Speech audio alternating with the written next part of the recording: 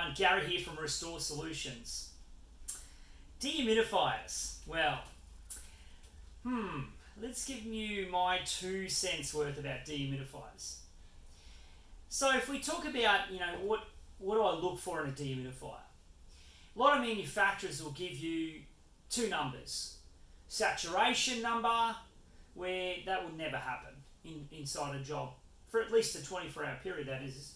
It might be saturated for a short period, but when a dehumidifier is in there, it won't be that number. Example, 95% relative humidity inside a building for 24 hours at 30 degrees. It won't happen. Then they look at another number called AHAM. So AHAM for me is American Home Appliance Manufacturers do a test at 26.7 degrees, which is 80 Fahrenheit, and 60% relative humidity for home appliances. It's not really a good test for our industry because it's one number. And then we base a lot of IICRC formulas off that number, which I disagree a little bit. Example, if you say this is my number, 26.7 degrees, I'm going to tell you now, most dehumidifiers work more efficiently at 30 to 32 degrees. And why is that? Because there's more water available than it is at 26.7 degrees, because you've heated the structure up another 5 odd degrees. So there's more water available. So it's more efficient. So then do you need less dehumidifiers?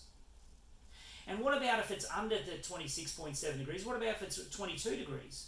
It's running less efficient. Do you need more dehumidifiers? So the AHAM rating for me doesn't really mean anything at all for me. What means something to me is I want to know what the units pull at all different temperatures. What is and at different relative humidities as well.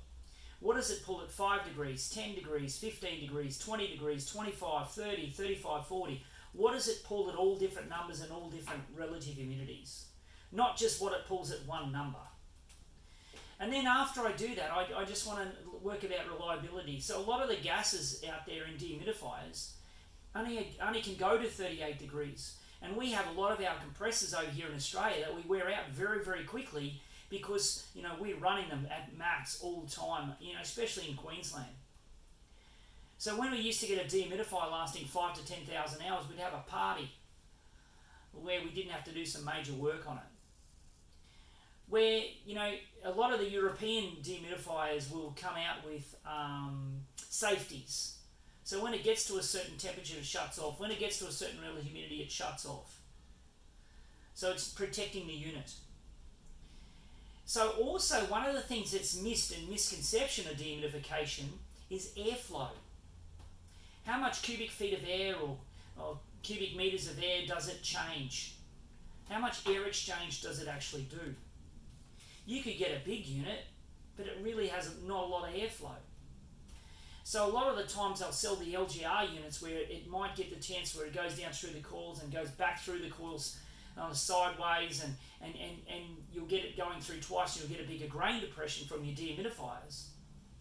And then you'll get some dehumidifiers where it goes through the coils a lot faster, where you'll have more air exchange. So it's going through the coils twice as much. You could have the same unit, but one's got double the airflow. Then you could have units where, when they look at, when they look at capacity on how much they do and how much they don't do, you've got to look at, longevity of the unit as well, and ease of use, and features of the unit that suits your business and your climate that you live in. Which unit's going to be the best for my climate? So there's a lot of things to look at when you're looking at a dehumidifier. People think, what about, this one only draws 3 amps. Okay, that means I'm going to tell you now the defrost system on that unit is not going to be very good. Because at the end of the day, defrosting a unit, you really need to control you need energy to break down the defrost setup. You need energy to get that hot gas bypass. You need energy in the unit. So, some of these units that are very good in lower temperatures tend to draw a little bit more power. So that's something to weigh up as well. Where are you located? So I thought I'd give you my couple of cents worth. I know this has dragged on a little bit, and rather than me type it up, I hope this helps you on deciding on purchasing a dehumidifier. But it's not just one number for me. It's what it does, and and also backup service from the units, and how is there a pump on the unit? If there's a pump, how easy is it to fix or exchange? Or at the end of the day, all the pumps are going to break. I'm going to tell you now, no matter what units you buy. But how easy is it to repair? Because a lot of times people don't maintain their units. They don't clean the pumps out. They don't clean their coils down. And there's some units that have self-cleaning coils, where the moisture doesn't stay on the coils for very long, and ice doesn't form like normal ice. It breaks off very quickly because they've got a nanotechnology coating on top of that coil. So I hope that helps.